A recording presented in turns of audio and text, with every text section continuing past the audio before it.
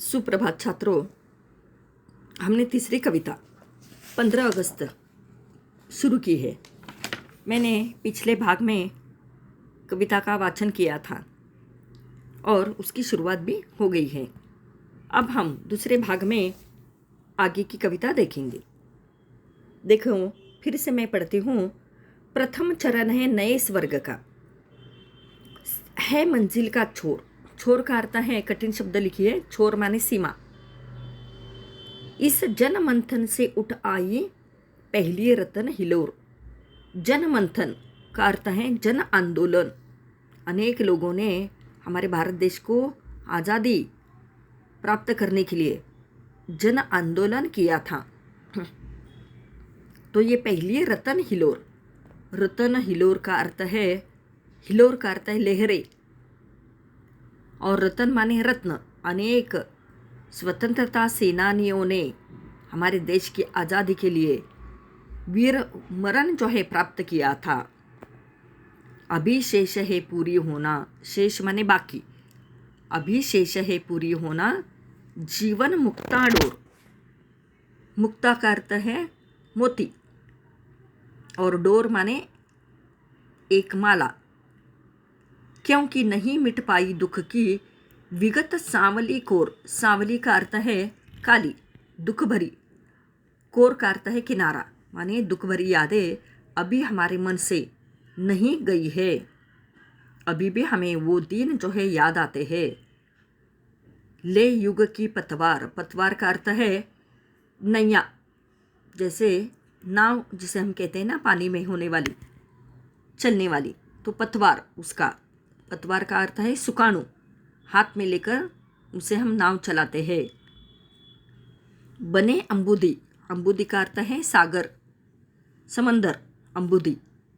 बने अंबुदी महान रहना, पहरुए सावधान रहना। तो कवि यहाँ पर सैनिकों को ये कहना चाहते हैं कि स्वतंत्रता जिसको प्राप्त करना हमारा लक्ष्य था, इस नए स्वर्ग का पहला चरण है। यह स्वतंत्रता सभी को, सभी लोगों के सामूहिक संघर्ष से मिला पहला रत्न है। अभी तो हमें बहुत प्रयत्न करके ऐसे लक्ष्य रूपी कई रत्न प्राप्त करने हैं और खुशियों की माला पिरोनी है।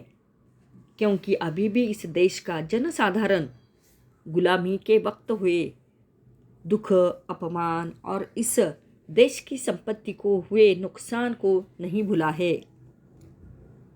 आज़ादी के बाद देश के प्रति हमारी जिम्मेदारी और भी ज़्यादा हो गई है। कवि कहते हैं कि विगत सांवरी कोर ले युग की पतवार, बने अंबुदी महान रहना, पेरुए सावधान रहना।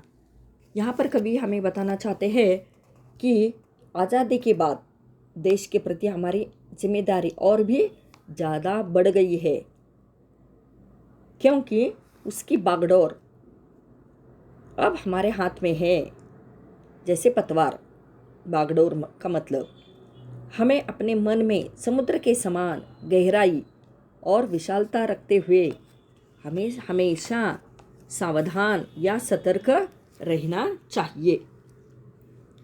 यहाँ कवि हमें बताना चाहते हैं, देखिए छात्रों, कि काफ़ी सत्कर्मों से और पुण्य कार्यों के पश्चात हमें स्वर्ग रूपी स्वतंत्रता मिली है।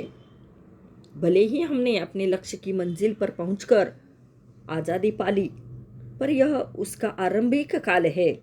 अभी तो हमें आज़ादी मिली है।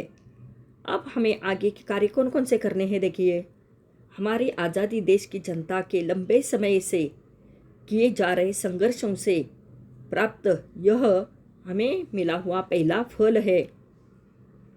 अभी तो हमें समाज के अलग अलग वर्ग के लोगों में एक दूसरे से बहुत दूरी है।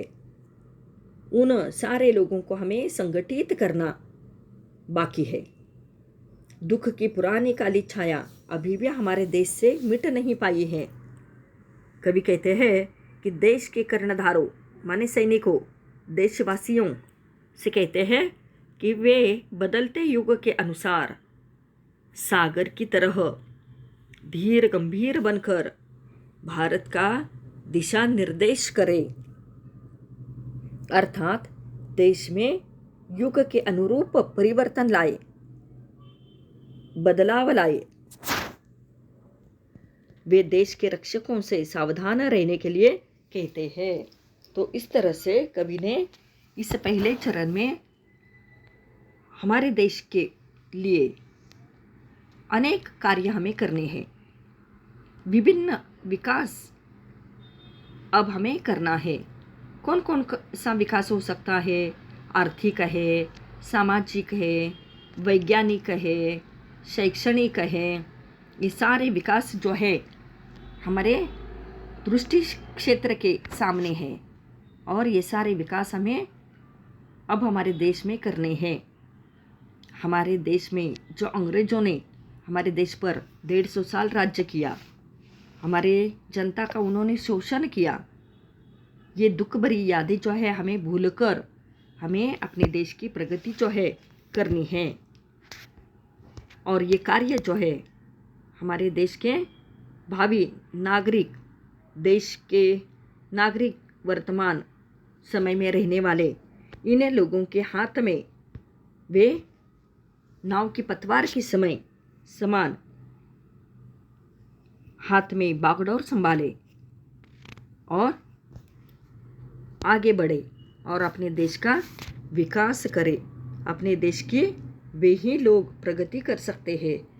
हमारे देश का उद्धार, हमारे देश की उन्नति, हमारे देश की प्रगति, हमारे देश का विकास जो है ऐसे ही लोगों के हाथ में है। तो हमें अब बहुत दूर जाना है। अभी अभी तो ये हमारा पहला छोर है, सीमा है, और इस सीमा से हमें आगे बहुत दूर तक ये बागडोर लेकर हमें अपनी मंजिल जो है आगे पार करनी है। तो इसी तरह से देश के नौजवान, देश के सैनिकों से कवि यहाँ पर सावधान, सतर्क रहने का आग्रह करते हैं। अब हम आगे तीसरे भाग में अगली पंक्तियों का भावार्थ देखेंगे। देखिए, मैं सिर्फ ये पंक्तियाँ पढ़ती हूँ और इसका अर्थ जो है हम तीसरे भाग में देखेंगे। यहाँ पर कवि हमें कहना चाहते हैं कि विषम श्रृंखलाएं टूटी है, विषम श्रृंखलाएं टूटी है, खुली समस्त दिशाएं, आज प्रभंजन बनकर चलती युग बंदिनी हवाएं, प्रश्न चिन्ह बन खड़ी हो गई ये सिमटी सीमाएं, आज पुराने सिंहासन की टूट रही प्रतिमाएं, उठता है तूफान, उठता है तूफान, इंदु तुम दीप्तिमान रहना, पेरुए सावधान रहना। तो इस तरह से हम तीसरे भाग में इसका अर्थ जो है देखेंगे। अब यहाँ आपके सामने साहित्य के संबंधी प्रश्न आपको दिए जाएंगे। उनमें तार सप्तक के 2 कवियों के नाम लिखिए, ऐसे प्रश्न होगा। इसके बाद आपको रसास्वादन के लिए प्रश्न यहाँ पर दिया जाएगा, जिसमें आपको पूछा जाएगा कि आधुनिक जीवन शैली के कारण निर्मित समस्याओं से जूझने की प्रेरणा इन त्रिवेणी से मिलती है, स्पष्ट कीजिए। तो इसी प्रकार के प्रश्न जो है आपको रसास्वादन के लिए पूछे जाएंगे। या संकल्पना स्पष्ट कीजिए, ऐसे प्रश्न जो है आपको पूछे जाएंगे। तो हम तीसरे भाग में ये विस्तार के साथ देखेंगे। धन्यवाद।